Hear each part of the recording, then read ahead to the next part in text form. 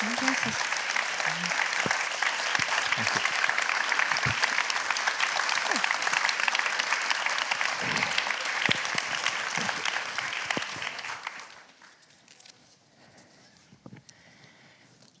evening and welcome. I'm delighted and honored to be here tonight with Professor Abdulrazak Gurnah, who was awarded the Nobel Prize for Literature in 2021. Welcome to the blue sofa. Thank you. I've been asked to announce that this is being filmed and that there's a live stream on RTL, and then later you will be able also to see that in the Mediathek of RTL and also the Mediathek of the Blaue sofa.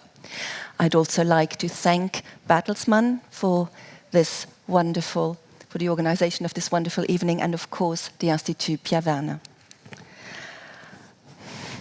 Professor Gurnah, we will talk about your latest novel, Theft, and I'm sure in the course of the evening we will also have the opportunity to mention some of your other writing.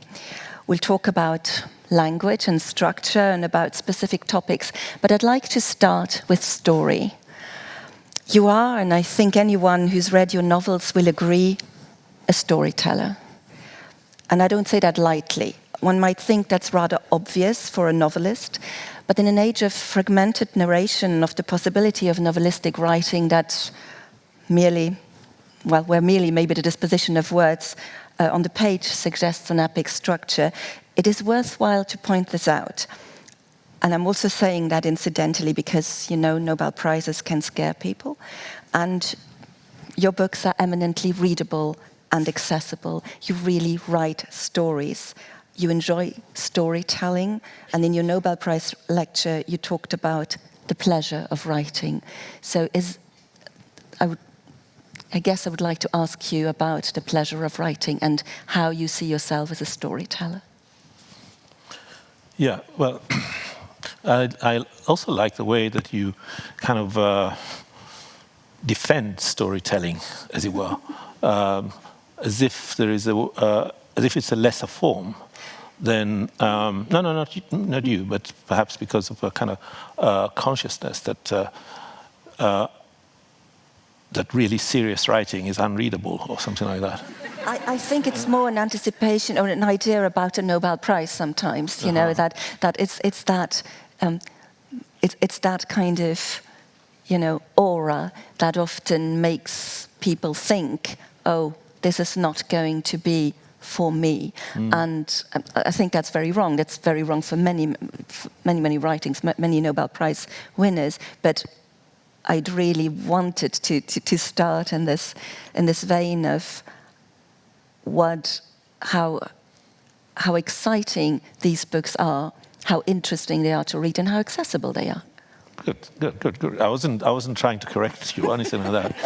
I was just really sort of remarking on the way in which there is a kind of an expectation that, and I don't blame the Nobel Prize for this. I don't think it's that the Nobel Prize scares people off. I blame a certain kind of a school of writing, if you like, which has been with us for nearly a century, which sometimes is a shorthand. It's called modernism, which kind of valorizes difficulty.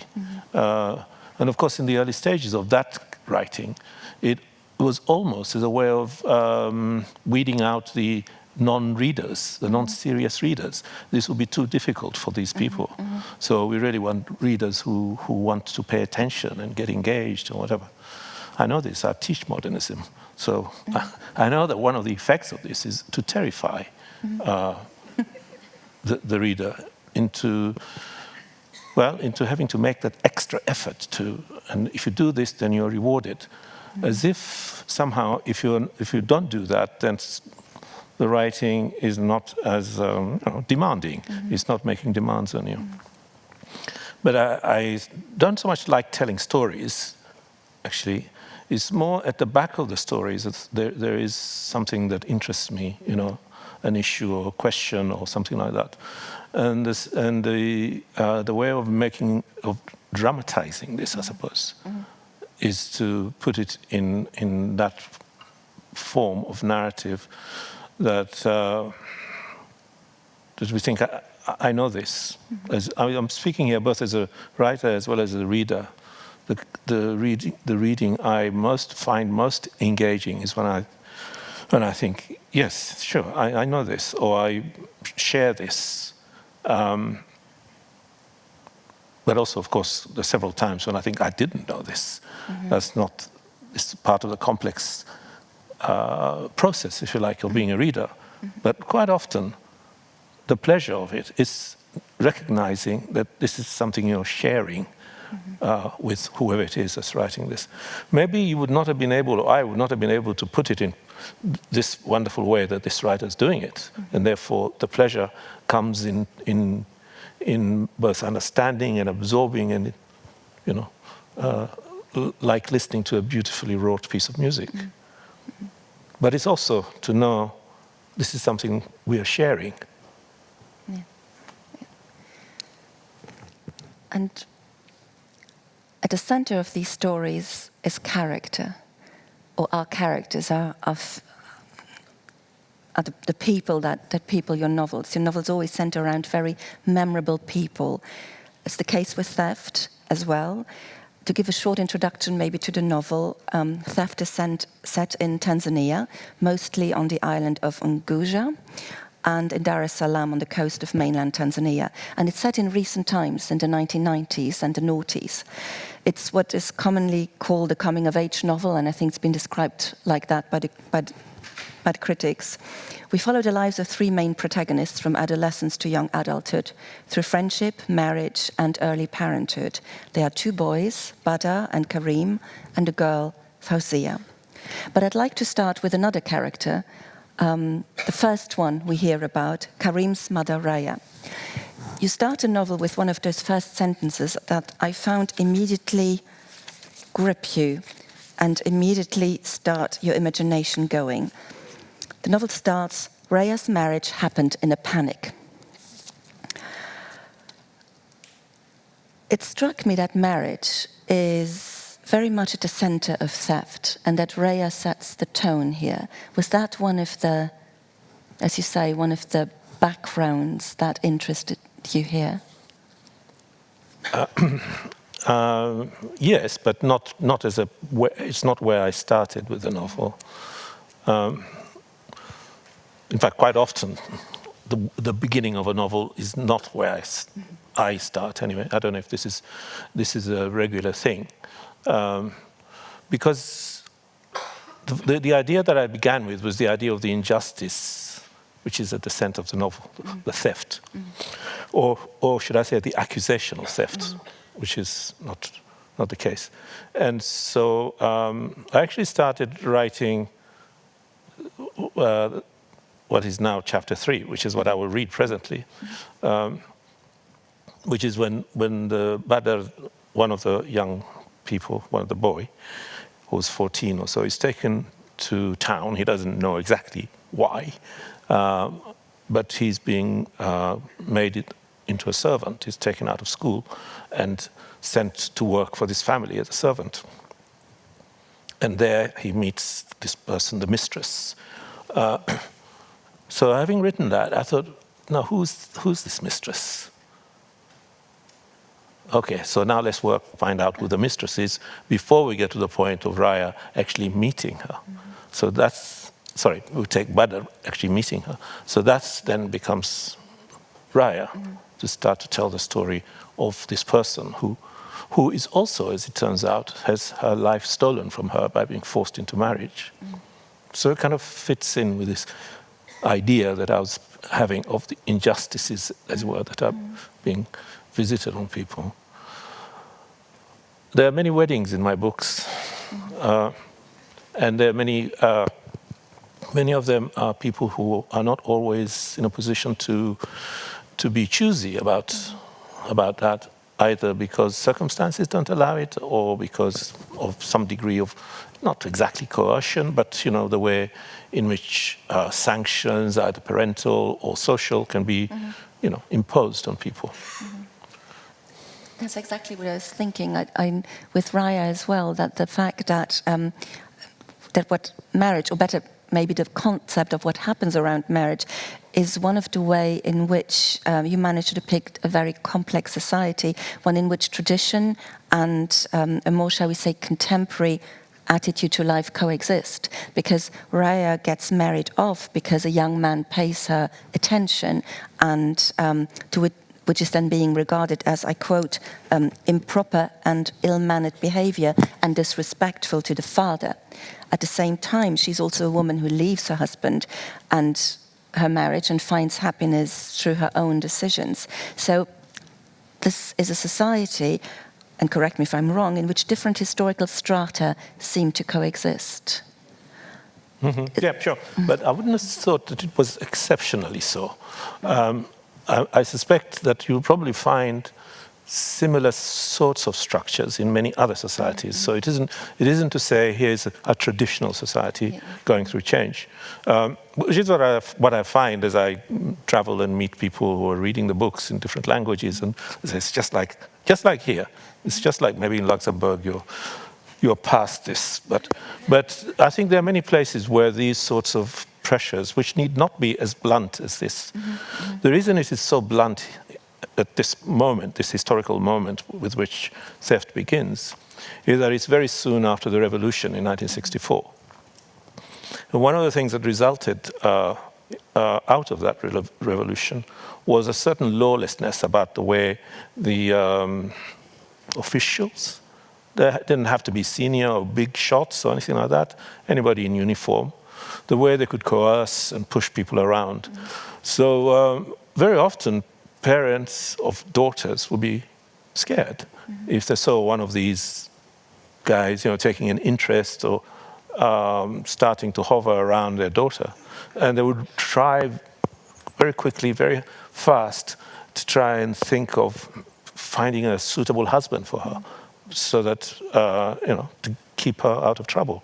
So it isn't always just, so there is that particular context, as you were, to keep in mind, that this pressure to find a husband for Raya is driven also by a fear, a kind of perhaps an undue anxiety, but the dishonor that would befall the daughter.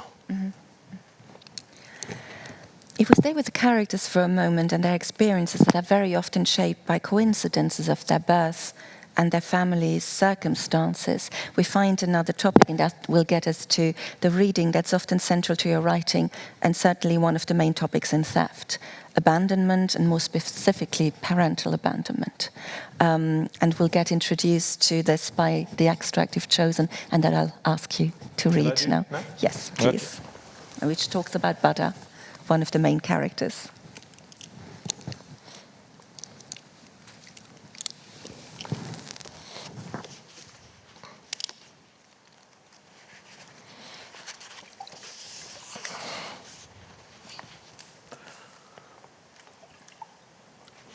It was just before the beginning of the fasting month, and Buddha and his father waited under the tree by the roadside for the bus to town. When it came, the bus was full of passengers and piled high with gunny sacks and bundles and baskets on its roof rack. The conductor, who collected the fares and supervised the loading and unloading of the sacks and baskets, leaped down from his seat and ushered Buddha and his father in, badgering the other passengers to squeeze up and let them in. He himself stood on the rear running board, leaning into the bus with one arm looped around the post that supported the roof, and sometimes sitting at the feet of the passengers. It was an old bus, an open-sided flatbed truck with housing and benches built on top. Canvas sheets were tied up in rolls along the sides, ready to be lowered when it rained. The growl of the engine, the rattle of the vehicle parts, and the noise of the tires on the road silenced everyone except the conductor, the ton boy, a lean young man of 18 or so, who kept up a chatter like someone possessed, addressing the passengers as well as people on the roadside when the bus slowed down. It was a long ride, and it was already past midday when they arrived in the town. Buddha followed behind his father as they walked through the crowded lorry park and down a main road thronging with cars and bicycles and pedestrians and traders and noise, through dust and heat and petrol fumes and the roar of motor traffic. They walked past houses with shops and offices at street level and balconies overhead, and then through winding unpaved lanes with broken gutters and piles of rubble and building sand, until, like an unexpected relief, they came to a wide, dusty, open space. There were houses around 3 sides of the clearing and a mosque on the 4th side. It was much grander than their village mosque, with a blue-tinted wall across one side and a glimpse of treetops in the enclosure behind it. A decorated metal archway ran across the top of the open gate. They walked past the mosque and stopped at a neat and prosperous-looking 2-story house a short distance beyond it. A covered drive ran along the side. One panel of the front door was open, and a curtain billowed across the opening. His father, who had not spoken one word to Badr since they left home, stepped up the narrow walkway from the road and knocked on the closed panel. He called out, "Hodi," to announce their arrival, and then called out again. It seemed a long time before someone came. The man who came to the doorway was elderly. His head and chin were clean-shaven, and he was dressed in a grey shirt and dark trousers. He stood at the door of the house for a moment without speaking, a frown on his hairless face, squinting in the glare. Then he raised his arm in greeting and pulled the curtain aside for them to enter. Badr caught his left foot on the doorway as he went in, which he knew meant the house was a place of unhappiness. He stepped out of his sandals and left them on the doormat. The man showed them into a large room just inside the front door, which had a thick carpet and large sofas with velvet-covered cushions scattered on them.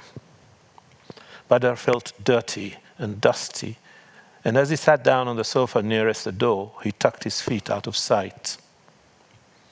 Framed pictures hung on the walls. 2 were of groups of people, some sitting and some standing behind them, and one was of an enormous mosque with several minarets. A large radio with ivory-colored knobs stood on a low table in a corner beside a reading stand with a copy of the Quran on it. He could tell it was the Quran from the scrolled writing on the red cover.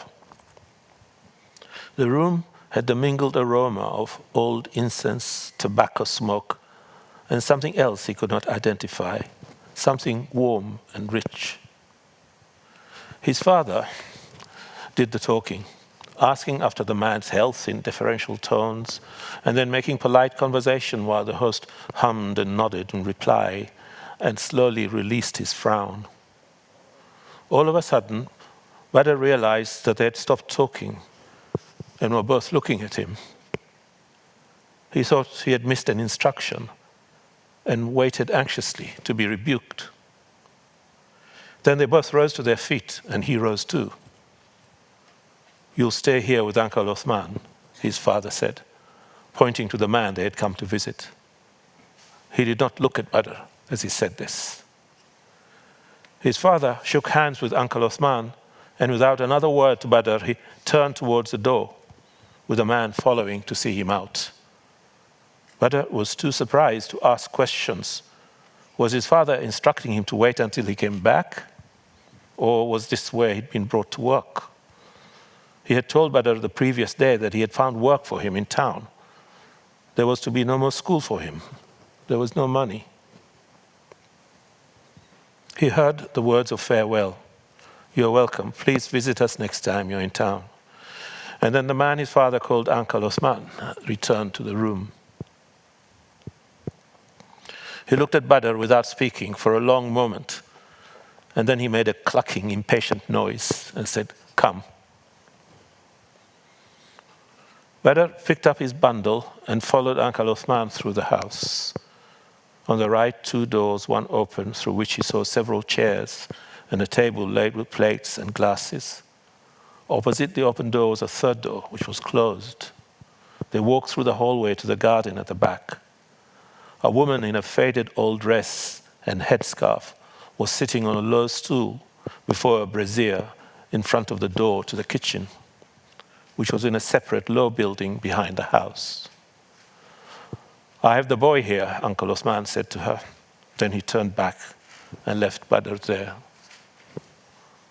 The woman looked at him for a moment, her face slender, her eyes wide open and glowing, and a slow, lazy smile grew on her face. "What are you called?" she asked. "Badr," he said. Thank you.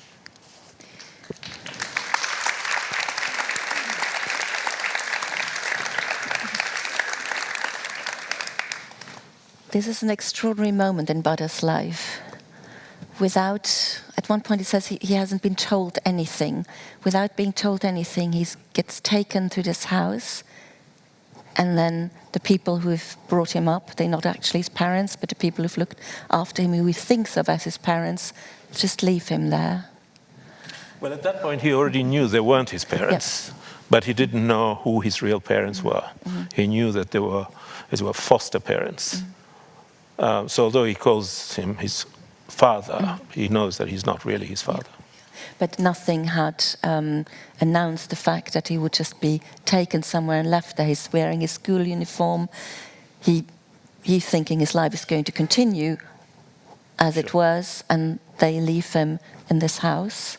Sure. So my interest also in how not only the injustice that will come much, much later, more or less sort of halfway through into the novel, but that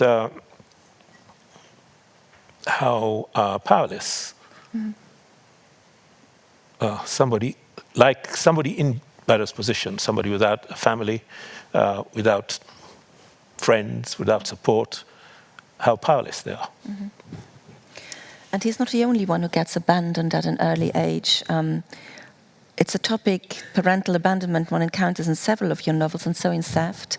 When we said that Raya manages to find happiness and lead her own life, it is because she leaves her young son, Karim, with her parents, his grandparents. She dissociates from him more and more and eventually moves away. And it's only later in life that they reconnect. And then the story can repeat itself to the generations, and we're not going to say too much about it, but very poignantly also at the end of towards the end of the novel. So there's often in your writing the exploration of trauma associated with loss and displacement. Sure, which I don't think is kind of a unique experience. A lot of people have to deal with that. I was thinking here when I started with these three young people, I wanted also to ask the question of how do people deal with what life has dealt them. So we already have something about Badr and what he has been dealt with, and what we see in the novel. How does he deal with this? But also the other person, Karim, Raya's son, whom one can describe as that he's abandoned by his mother, but it's not an abandonment of the same kind. And in fact, it's not all that unusual, really, in many societies, especially nowadays, for mothers who work to make use of their parents, the grandparents look after the child. I know this, I'm a grandparent too.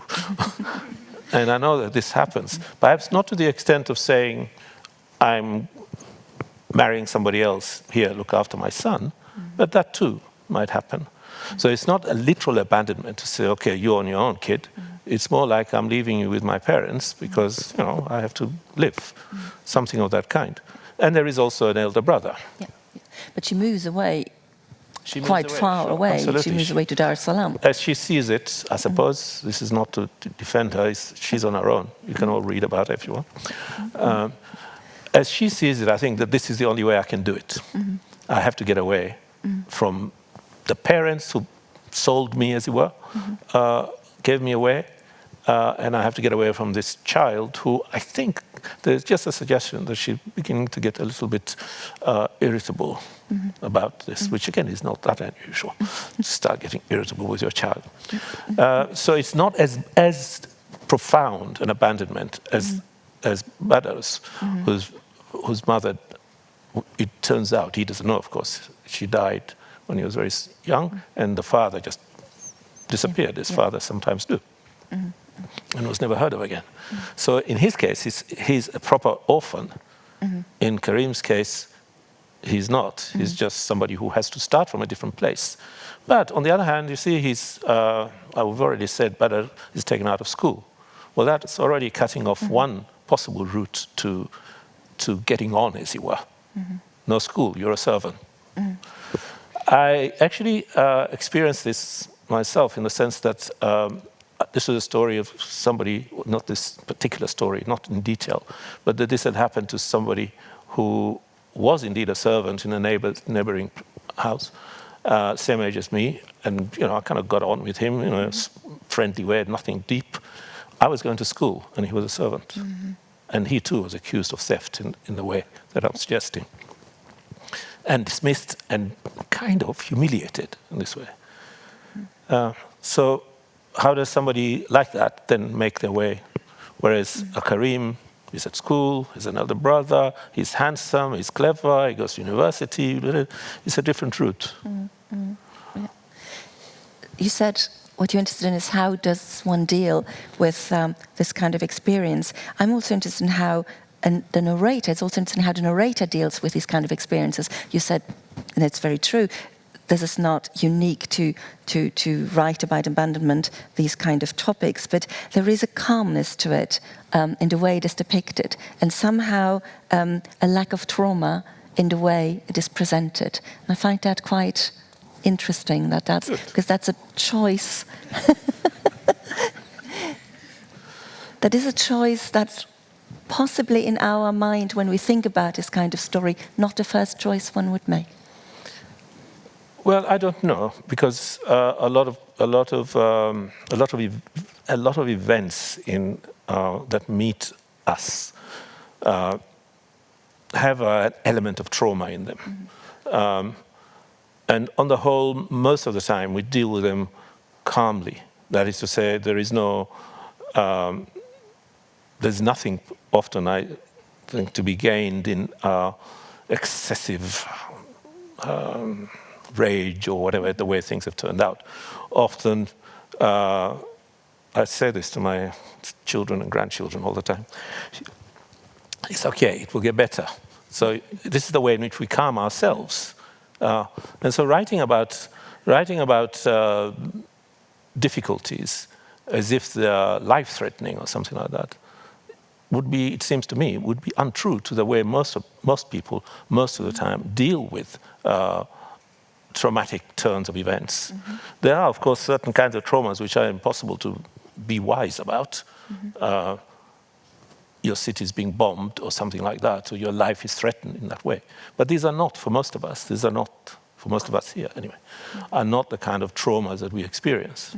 There are millions who are experiencing them, but it's not, for most of us, these are not ordinary traumas. Our ordinary traumas are to do with shame, guilt, etc., all of these kinds of things. But here we have something which is, in a way, extraordinary, being given away, being left on your own at the age of 13. I thought that, it seems to me that the key to this way of depicting even heart-wrenching moments lies in two things. For one, there's an exceptional kindness the narrator displays to all of the characters, and we'll come to that maybe a little bit later. And there's something else as well, and it seems to have to do, and I think you've just alluded to that, to the worldview that is being depicted here. It's something to do maybe with chance and free will. Chance never becomes destiny. Chance means that you're born in certain circumstances, that you may be abandoned by your family, that you may be accused of theft, that you may meet certain people, but it doesn't, in your novels, define the outcome. Because there's a sense that one is being the master of one's own life, and mostly through an attitude to life. And you've just I think, in a way described that kind of attitude. It will get better, and I will come through this. So I have no real question here because you kind of already answered it. Let's move on. Let's move on. Okay, I'll move on to then, connected to this, to the fact that it will get better, and that you do have a certain attitude, characters have a certain attitude to the things that happen to them, is also the subject of emancipation. This is true for a whole number of characters, notably Butter, but also very strongly visible in the way you depict the female characters. We haven't really talked yet about Fauzia, and this may be an opportunity to do so. She's an admirably strong character as well. Sure. Well, there are always, I mean, the beauty, the lovely thing about writing a novel is that there is always more than one impulse, as you are. Mm-hmm. It isn't just this is what this is going to be about. So I've already described one, which is a story of this injustice that I want to write about, and that's how Raya comes into it. Also, in thinking about how does one deal with what life has dealt to you, if it is a tough deal, we can't do this on our own. There has to be somewhere along the way, there has to be a helping hand. There has to be, it might be a parent, it might be a friend, or it might be a lover, or whatever. So this is the way in which one is able to exercise this resilience is because of sympathy and kindness from others as well. So in a way, this is where Karim comes into it with Badr. So he's the one who becomes the friend, and the two of them, starting from different places, then are able to, or at least Karim is able to be the sympathetic friend to Badr. But the other impulse behind the novel, the other idea behind the novel, in addition to the hotel, which we'll come to presently, I was teaching at the University of Kent, and I had a colleague there who had a son who was born. My mind has just gone blank. With a falling disease, dyslexic, not dyslexic. What's the word I'm looking for? Epileptic. Yes. Yeah, sorry. Sometimes it happens after 70 or so. Your mind just goes blank, and you can't remember a word you know very well, or you can't remember a name of somebody. My wife sometimes forgets the name of her sons. It happens. Anyway, so she had a son who was born epileptic, and she would talk about this, and she would say, just how much it's possible to do to make his life livable, medical resources and so on. So that it's not a frightening disease because it can be kept in check. And I was thinking, this is not true. This would not be true. The resources just are not there for somebody suffering this disease in Zanzibar, say, or in our part of the world. And how would they deal with it? And so I read about it, tried to remember, and so on. And I think there were certain traditional ways of describing what it is, and what it means, and what to do about it, and so on. And the kind of anxiety it engenders, as it were, because one of the things I know people were saying is that it can be passed on, so that the child of such a person would also become epileptic. And there is I don't think, any serious grounds for this. But in any case, in some cases, it's still believed to be true, certain forms of it. So I wanted this anxious mother. So here's another kind of obstacle, as it were. These two young boys, as it were, young men, as what we've been describing. But here's somebody who's brought up with a burden of this kind, an anxious mother, and the possibility and the idea of a disease which is communicable to others, as it were, to pass on. So it became a way of trying to imagine both how people deal with the disease, but also how the person who's apparently suffering this disease deals with that and learns to progress, to live. You said it, there's resilience here. With Fauzia, with Badr, with Karim, with a lot of the characters in the novel. resilience, intelligence, emotional maturity, and an attitude that demands to be respected for what one is. This seems to be the way in which they go forward and in how they can change their lives. And the reader sees this in the characters, but also in the way the narrator depicts them. Is it possible to transfer this view to a larger scale and talk about the destiny of countries in that way? I'm of course, alluding to the important subject of colonialism and post-colonialism in your work. So I guess what I'm asking is, do you also view the possibilities of development for countries that have been subjected to colonialism in this double responsibility, having resilience, maturity, intelligence, respect for oneself, but also being met with a respectful attitude from outside? I suppose so, but it wouldn't be conceivable, as a topic for a novel. It wouldn't be. I guess this is the way in which we, as readers, then make the jump. Yeah, we transpose something. To say, well, if only everybody was like this, then perhaps we would all be much better human beings or something like that. I don't think so. I don't know. Colonialism, of course, has been a profound phenomenon, destroyer of a great deal. And many of its consequences are still working themselves out. But also we, that is to say, if we take our country, I think of my country as Zanzibar. We've done our share of, ignominious horribleness to each other, and continue to do so. So we can't forever be saying it's colonialism that is the fault. Colonialism and its consequences are with us, and it's inescapable, and its violence is in front of our eyes in all these wars over mad, crazy borders that were created for the convenience of others. It's there in the inequalities of national and international finances, in the arming of various people, the invasions. So I'm not trying to belittle the consequence of colonialism, but I'm also saying that there is still our own failure, which is our own.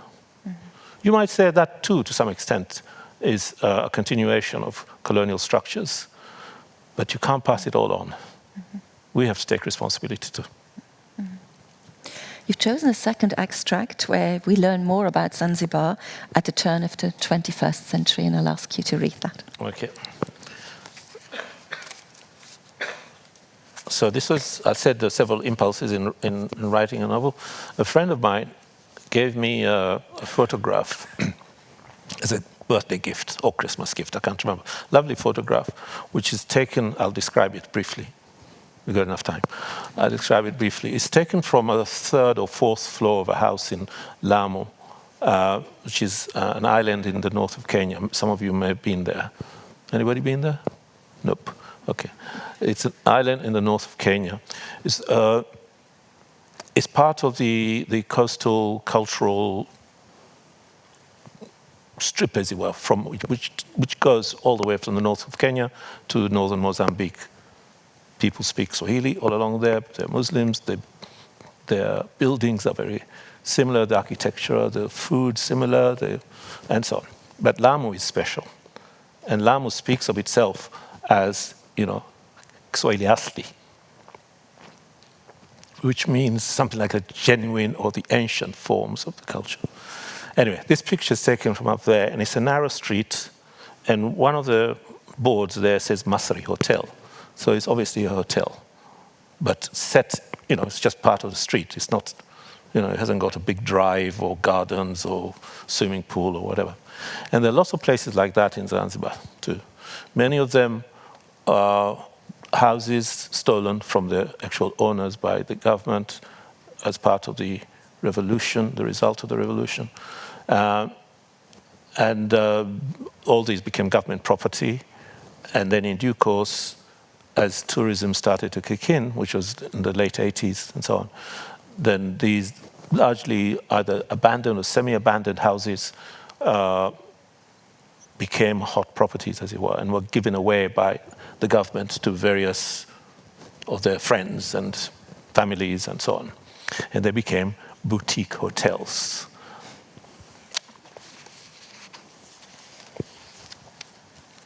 So that's another theft. So I would sit there at my desk. This picture is quite large, this photograph. Every now and again I would see it, as you do, your mind wanders, and I'm going to write about that one day, I thought.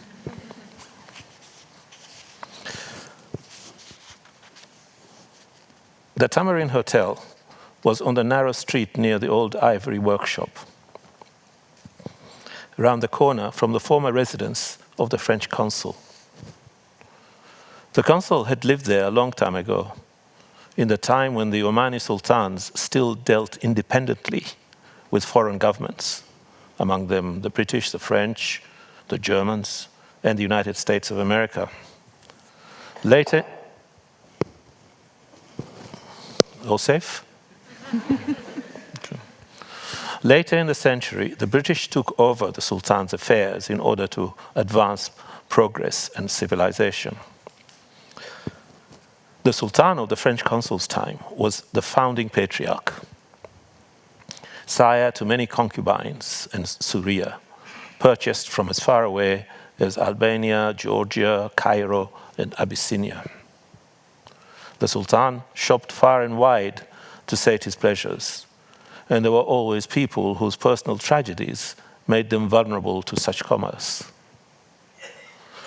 With these women, the sultan fathered scores of sons and daughters, all of whom became legitimate princes and princesses.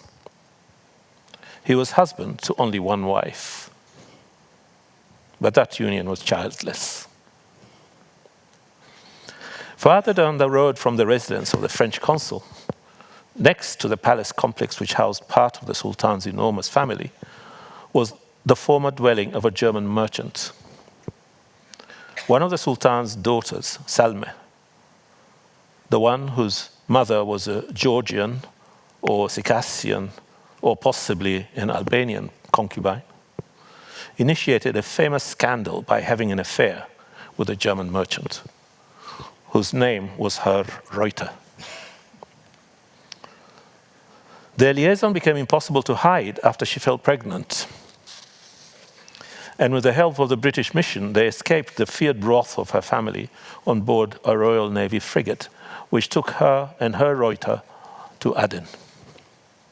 In Aden, she was baptized, married the Herr, and gave birth to a boy, who died a few months later en route to Hamburg. They had 3 other children before Herr Reuter was run over by a tram in Berlin, 3 years after their arrival in Germany. The valiant princess wrote a memoir of the daring love affair, which became popular in Germany and Britain and provided some respite from her straitened circumstances. She made her life in Germany and lived there into her late 70s. Nearby on the same road as the princess and her merchant were the houses of other Omani princes and aristocrats, many of them the sultan's descendants or cousins and related families. Years later, after the overthrow and expulsion of the sultans, the houses became hotels for tourists, furnished and decorated to evoke that same perished era. The first signs of the tourist boom became visible in the mid-1980s, after the easing of foreign exchange regulations. Cafes for visitors opened, serving burgers and chips rather than goat stew and mandazi and sweet milky tea. Gift shops sold textiles from India and leather sandals from China, as if they were the work of artisans who lived round the corner. Trinkets like elephant hair bracelets, bead mats, and carvings of animals unknown on the island, bushbucks, giraffes, elephants, oryxes, were shipped from the mainland in large volumes. Hotels, which before were used mostly by visiting officials and journalists hopping over from the mainland to report on yet another outrage, began to fill up with holiday visitors. Foreign investors bought old buildings and transformed them into gilded fantasies of Oriental luxury. New beachfront hotels were constructed for the anticipated mass arrivals. Enterprising people with large houses refurbished them to take economy guests, so there was accommodation for all budgets. Local political grandees took their cut, and builders and the hardware trade flourished. Businesses appeared for which there had been no need before. Tourist travel guides, car hire firms, bars, boutiques, expensive restaurants. It was not that there were no visitors before. People were always coming and going to Dar es Salaam, to Mombasa, Nairobi, and later even to the Gulf and beyond. With tourism came, suddenly, thousands of strangers, mostly Europeans who did not speak Swahili, and who went about their pleasures with frowning intensity, stretched out on sunbeds in the blazing sun, bargaining for trinkets in the gift shops, or stumbling in the lanes after a tour guide as he reeled off his half-fabricated stories ahead of them. Thank you. Thank you.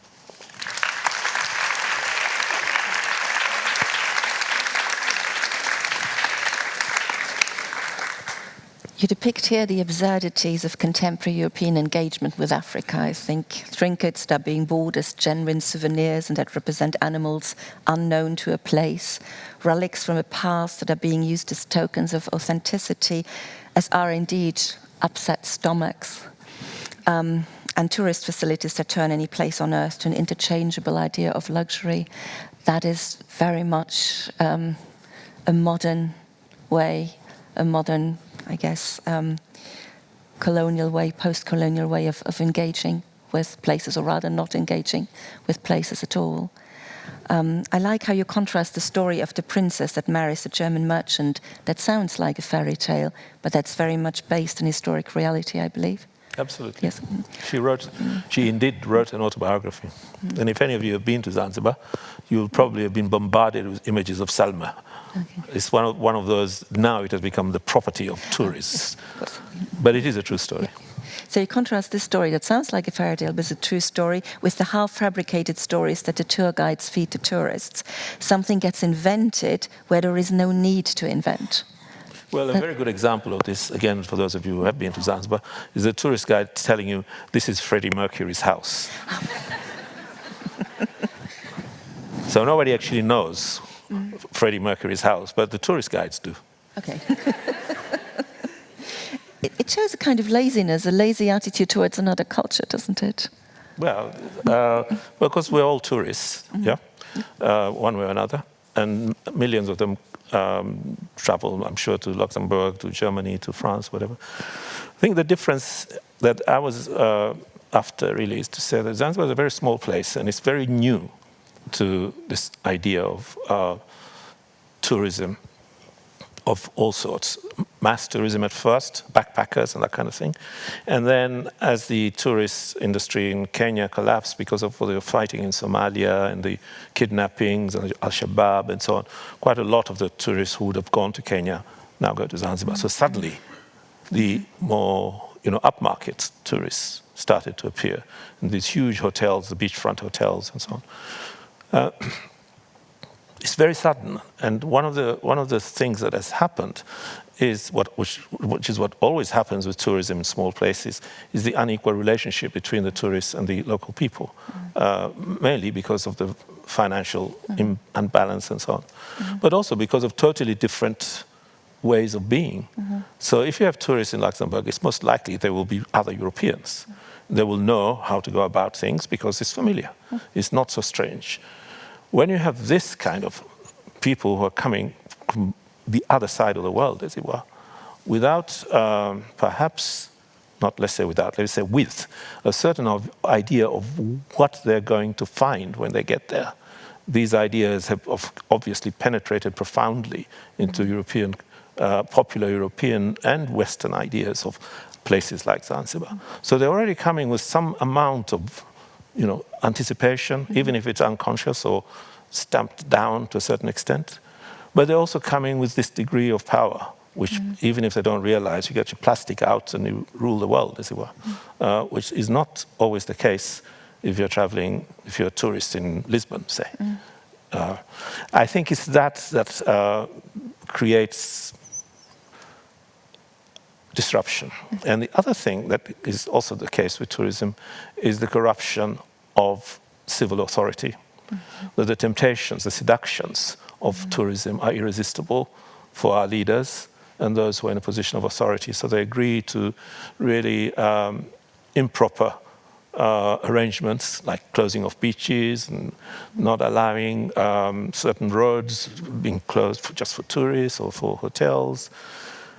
So that not only is the civil authority somehow corrupted in this way, but also it creates this other thing where you can go to Zanzibar, you can go to other places as well, but you can go to Zanzibar, you be picked up from the airport, you go to your all-inclusive hotel, you eat your breakfast and lunch and dinner, get on a bus to be taken to see this or that, spend your time on the beach, get back on the bus, catch your plane, go home.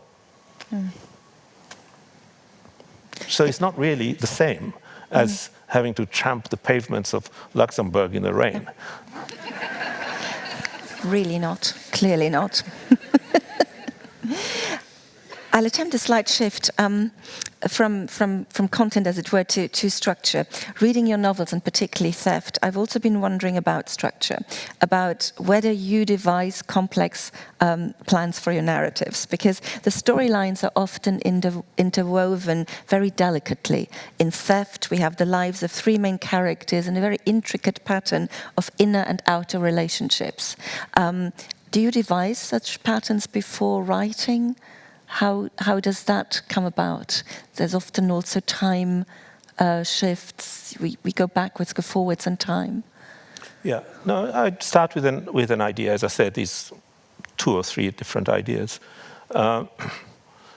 And things suggest themselves as, how to work this is not always preconceived. It wouldn't be much fun doing that.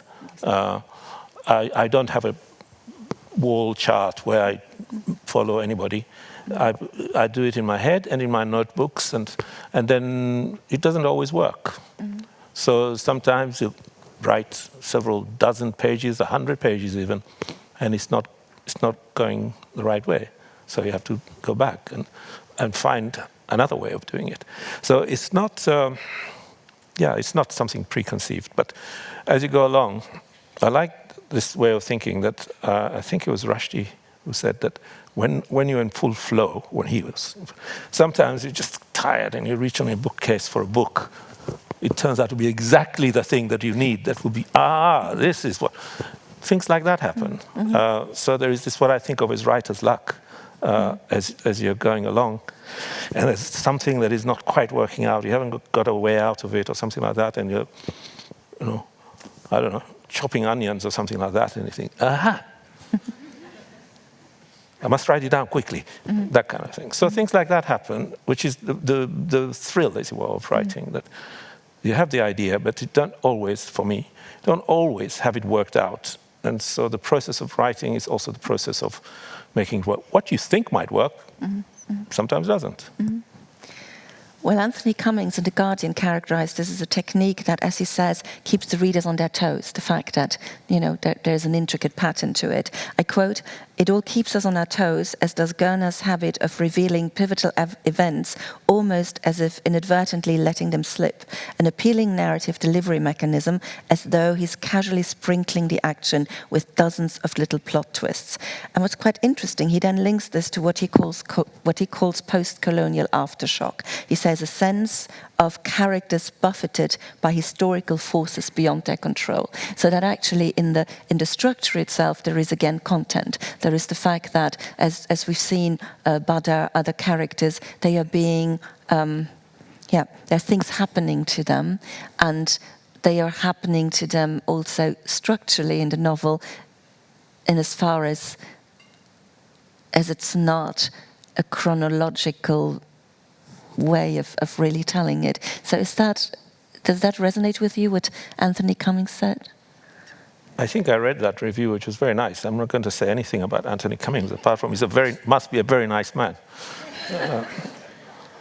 But no, of course, we're not in control. None of us are in control. It would be absurd to try and write a novel where people are in control. Things happen to us, and we deal with them as best we can as they happen. Perhaps after a certain period, you think you're in control, but then there's always something else waiting around the corner, unexpected. Somebody falls ill, somebody you trust turns out to be untrustworthy, or whatever. There's always something going on. So I don't think it's something deliberate to say, here's another plot twist. But to say that indeed, often we have to cope with unexpected turn of events. And to the reader becomes unexpected because they often hidden in subclauses. They're not announced as they indeed aren't in life. Absolutely. So you don't know these things are coming. Yeah. But there are different ways in which you could structure that in a novel. It's the sprinkling of the action with little plot twists. It reminded me, but I hasten to add, with less caustic energy, of Evelyn Waugh's way of storytelling, where also things always happen in subclauses that you didn't see coming, but where Waugh creates an emotional distance from its characters' predicaments. Your writing always cradles the characters. There's great warmth in your writing. Well, you like your characters, don't you? Good. I do like them. I don't think Waugh liked anybody. No, I don't think it did. No, certainly not his characters. Is this an optimistic book? Only in the sense, I think all my books are optimistic. Only in the sense that I think, as I keep saying, it will get better. That we don't get to the end of things and say, okay, that's it, all finished. There's always another little way of looking ahead and thinking it will get better. We talked about the complexity of society, and as far as there's tradition, there's modernism, there's all that. I also experienced it as a reader as a very complex society in a different way. I occasionally got a sense of not quite grasping every nuance, and I don't think that deflects from the pleasure of reading at all or following the narrative. It's more, you said it in a lecture, you said it's about learning something new. It's intriguing, and I learned something new. There seems to be a society with a very precise codification of behavior and place, which has to do with family background, which has to do with the fact that these are different peoples living together who speak different languages, who have different traditions as well. This is a very multifaceted and multilingual society, isn't it? Yeah, but we were discussing, weren't we, how many languages are spoken in Luxembourg? Yes, but not in a slightly different way. I know what you're getting at, but I want to turn it the other way and say that this is how it is everywhere. That's totally the way I wanted to go as well, because my next question was, do you see the depiction of this society as a model for understanding an increasingly globalized, multicultural world?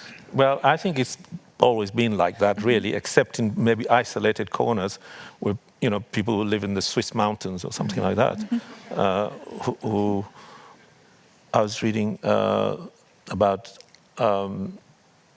the American poet Frost. What's his first name? Robert Frost.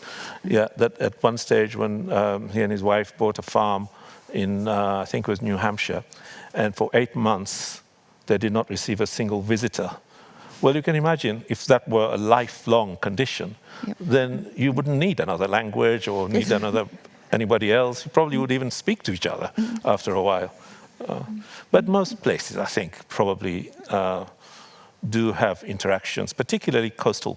These are coastal cultures mostly what I write about, although I write about England as well and other imagined places, but particularly for coastal cultures where there has been centuries of back and forth across that ocean. And that's what I'm interested in, really. I'm interested in seeing that this is a cosmos in itself. And those people know each other and each other's histories much more intimately, much more detailed way than they know anything about Paris or London or whoever, despite colonialism, and continue to do so, and continue to think that way. And so what might appear to be multilingual, multicultural, is actually, you will find that same kind of activity if you went to Muscat, or if you went to other places in that littoral. You probably will find it further afield as well. Of course, they'll be speaking different languages, but you'll be surprised to find that there are African communities in India, there are African communities in the Gulf, and no doubt in China, for all I know. You said you write a lot about East Africa. You write also about the UK, but very often also with characters whose past is in East Africa. You also have a particularly consistent oeuvre in that respect. You return time and again to certain topics and to a specific geographic location, as I said, East Africa, and more specifically what is today Tanzania, with the archipelago of Zanzibar. You were born in what was then the Sultanate of Zanzibar, but moved to United Kingdom in the 1960s. And in your novels, you explore very different historic moments in the life of these East African nations. I think that for your readers, this is a wonderful way of getting a very complex picture of a place many of us know very little about. You yourself talk about the retrieval of stories and writing as, and I like that very much, resistance to forgetfulness. So, as I said, there's different historic moments that are being explored here. Were you consciously constructing this kind of historic mosaic when you started writing? Is this something that's becoming more and more part of the oeuvre, of the overall novelistic art of Abdulrazak Gurnah, or is this just a happy coincidence for the reader? Nothing is a coincidence. In writing, it's all there because I've done it, I've written it. So it's not a coincidence, but it doesn't mean always that it is a rational decision to say we will go this way and talk about this and so on. I suppose so this is a history of what I think this is 11th novel. So it's a history of several novels, and things change. I change. The desire to speak about this or that issue becomes more important, perhaps, than at other times. So when I started to write it was much more to understand what had happened to me. Not to me as a biographical figure, as well, but to me like somebody like me. So it's about the experience of leaving, and the experience of being a stranger in England, and so on. But I know I was conscious also that what was generally kind of the received narrative of the encounter with colonialism, or rather, should I say, Europe's encounter with our part of the world, that this was not a complete story. This narrative was not complete. I say this not because I say not complete rather than saying it's not true. Because some of it is, but it's more the sense of there's certain things left out. There's certain ways of understanding what was going on, which was perhaps genuinely the case that the people writing these narratives did not know what was actually going on. And some of it was to justify the act of colonialism. And some of it was just sheer ignorance. Ignorance in attitude as well as ignorance in information. In any case, so when I started to write the novel Paradise, it was very much with this in mind. And I tried to imagine what it would have felt like, this moment of encounter, from the perspective, from the point of view of a young Yusuf. And the reason I chose that age, as it were, was precisely because he would not have understood the implications or the consequences. He would not have ever heard of anything called Germany or Britain or whatever. So I wanted that coming to knowledge, as it were, what is going on, because I thought this is perhaps how it would have been, that most people would not have known anything. So you might say that there, at that point, I was wanting to not so much to write the history of what is not known, but to say this is not a complete story. Here's another part of the story. Not because I want to educate anybody, or indeed to correct anybody, but because it's a story, a writer. There's a gap there. Fill it. That's what writers do. They say there's something that has not been spoken about. I'll do it. And it's in that way that the same thing with, I suppose, with By the Sea or Desertion, all of these were spaces that I felt were either neglected, or indeed afterlives, either neglected in a kind of a popular understanding, or indeed more scholastic understanding. And they're interesting to me, so I'll do it. So it's not, right, I'm protesting in a way by saying it's not that I want to say this is the real story of Zanzibar or the coast and so on, I want you all to read it. I am already myself engaged in wanting to investigate and explore this and do so. Yeah. And I guess that brings us to the question of point of view, because all what you've been referring to now could be described from the inside with inside knowledge and first-hand experience, or from the outside with critical distance and overview, and you could have claim to both of these positions. Do you feel you write from the inside or from the outside about Tanzania? It depends how I feel. Sometimes I'm inside, sometimes I'm outside. In order to understand, say, for example, in a novel like Desertion, it couldn't be written without having to step outside and speak about what was going on there from the point of view of the colonizer, say. Or in Afterlives, the same thing. I have a German officer who plays a relatively big role, and I can't do that without stepping outside of being somebody from Zanzibar. I have to try and understand how a German officer might have thought and might have acted. Within Tanzania, how has the reception been of your novels? Is that something that... Well, of course, the Nobel Prize changes everything. Yeah. I hope that answers your question. Yes. That answers the question very well. Does it change writing, though? No. So it doesn't change everything, does it? Well, it can't. I mean, it can't, because the process doesn't alter. I mean, I wish the computer would know that I have been awarded a Nobel Prize, so that I can do, like these days, all this AI stuff. I can say, okay, write. But no, you still have to do it. You still have to struggle a little bit, get it right, maybe try again. Yeah, that's good, I like that, and so on.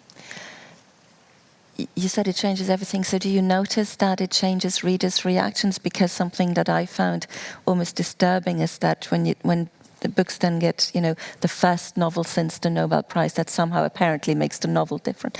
So is that, do you notice that a lot? Is that something that bothers you? Part of that is part of the kind of the legend, isn't it? That the Nobel Prize is a killer, a stifler of talent. That if you're giving it, that's it, forget it. Nothing more will come. I think that's why they return to the first since, and also because publishers want to sell the books. They want you all to think, so what's it like then? This first novel, is it rubbish? Or is it okay? Or whatever. It doesn't concern me at all. Because I know that, well, partly because it was already happening anyway. I was in the middle of, not quite in the middle, more in the starting stages of writing it. And for a while I couldn't, because of all the attention that comes with the prize. And then it was possible to say, okay, I'm not doing anything for 6 months because I want to go back to writing. And everybody was okay with that. And then it was great to be able to return to it and find that, yes, it's still living, it's still alive, as it were. Because when you leave things for a while sometimes, and you go back and you think, this is not good. But it seemed all right. So I was able to just pick up. And in the meantime, I've been thinking and making notes and whatever. So I was ready, I was primed when the time came to be able to just return to where I was. which, as I say, was the part that I had done was the part I read to you earlier, of Butter being taken to the house, to the mistress's house. But in the meantime, I thought, okay, so who is she? So when I returned to a different place and was able to pick up speed. Are you working on something at the moment as well, or are you just going around? Well, sorry. We were talking earlier, and you said now at the moment you're going to so many places because all the translations are coming out, and of course there's a huge amount of interest in this book and in the translations now as well. Yeah, that's fine. That suits me. Yeah, I am working on something else, but it has become. Well, this has always been the way with me because for many years, of course, I was both a writer as well as an academic at the University of Kent. So, and I was a full-time academic. I was teaching literature. So I had to give lectures. I had to do various administrative jobs, as anybody who works in universities know. The more senior you get, the more administration you do, and committees and meetings. And so I was doing all of that. So I couldn't write fiction while that was happening. So it's always been necessary to say, to keep my head from falling, cracking or something, keep that to one side, do the university work when it's term time, and then if it's possible, either during the long vacation or during a research leave period, that's when I would write. So it's not an unusual thing in my experience, my writing experience, to have to put what I'm working on aside for several months while I'm dealing with something else. And as I say, and then hoping that when I do go back to it, I won't find a piece of rubbish sitting there. Well, you certainly haven't done that, so thank you very much. In order to achieve all what we've talked about tonight, you need a skill to combine the everyday, the small story. I think that came out also in your answers, that the story of everyday people with the bigger picture. You depict we've talked about social panoramas, societal and historical changes, but by looking always at the lives of ordinary people. And theft actually is introduced by a quote by Joseph Conrad. In a general way, it's very difficult for one to become remarkable. These characters are all remarkable, and so is the novel.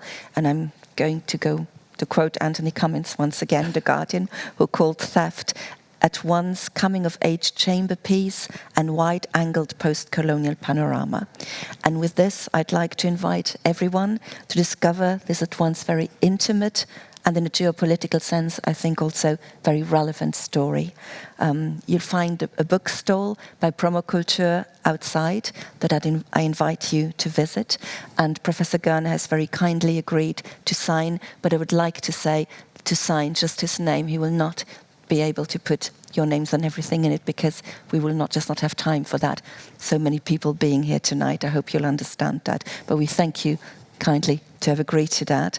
Professor Gurnah, I'd like to thank you very warmly for your time and for sharing your thoughts and your writing with us. I'd also like to thank Bertelsmann and the Blue Sofa, as well as the Institut Pierre Werner for organizing this evening. And I'd like to thank you all for your attention and your interest. Good night. Thank you. Thank you. Thank you. Thank you very much. Thank you.